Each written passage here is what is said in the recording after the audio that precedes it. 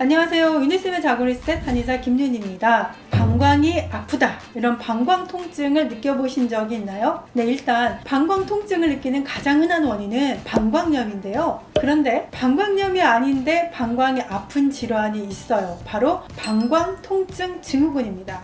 방광염과 비교해서 뭐가 다르냐면요, 방광염은 소변 검사해보면 세균이 검출되고요, 또 항생제를 복용하면 통증이 사라지는데요, 방광 통증 증후군은 소변 검사에서 세균이 나오지 않는데 통증이 심하게 느껴집니다.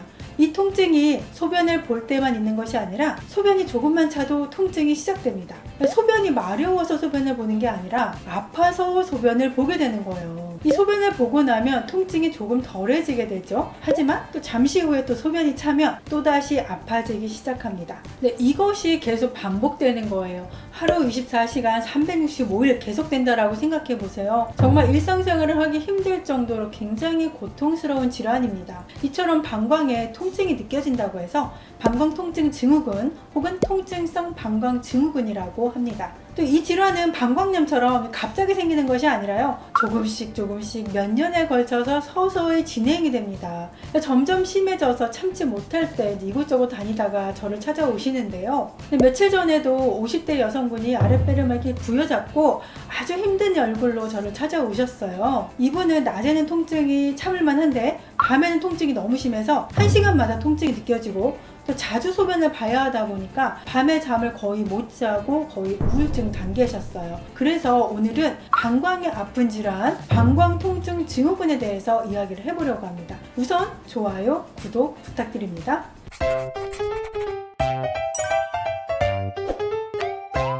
이 방광통증 증후군으로 치료를 받으러 오시는 분들이 항상 묻는 질문이 이거죠. 원장님, 저 도대체 왜 이런 건가요? 네, 그 이유를 설명을 드릴게요. 네, 원인은 크게 두 가지로 볼 수 있는데요. 네, 첫 번째 가장 흔한 원인은 간질성 방광염입니다. 한마디로 방광 안에 점막이 헐어 있는 거예요. 우리가 피부에 상처가 이렇게 났는데 상처 부위를 이렇게 잡아당긴다고 생각해 보세요. 방광 점막이 헐어 있는데 여기에 소변이 차면서 방광 근육이 점점 늘어나게 되면 당연히 통증이 생기겠죠. 그 다음 원인은요, 방광 내벽이 섬유화되어 있는 겁니다. 한마디로 말하면 단단해진다라는 거죠. 방광이 탄력성이 있어야 이렇게 소변이 차도 통증이 없을 텐데 탄력성이 떨어지니까 소변이 조금만 차도 극심한 통증이 발생하게 됩니다. 그래서 이런 방광통증 증후군을 치료하는 한약 성분은요, 방광 내벽의 섬유화를 부드럽게 하면서 방광 점막의 손상을 회복시킬 수 있는 한약재로 처방을 하게 됩니다. 좀 더 쉽게 설명을 드리자면요, 정상적으로는 방광의 소변이 한 250에서 한 300ml 정도, 요 정도 차게 되면 우리가 소변이 마렵다라는 느낌을 받게 되는데요, 이런 분들은 소변이 조금만 차도 한 100 정도, 요 정도만 차도 소변이 마렵다가 아니라 방광이 아프다라고 통증을 느끼게 됩니다.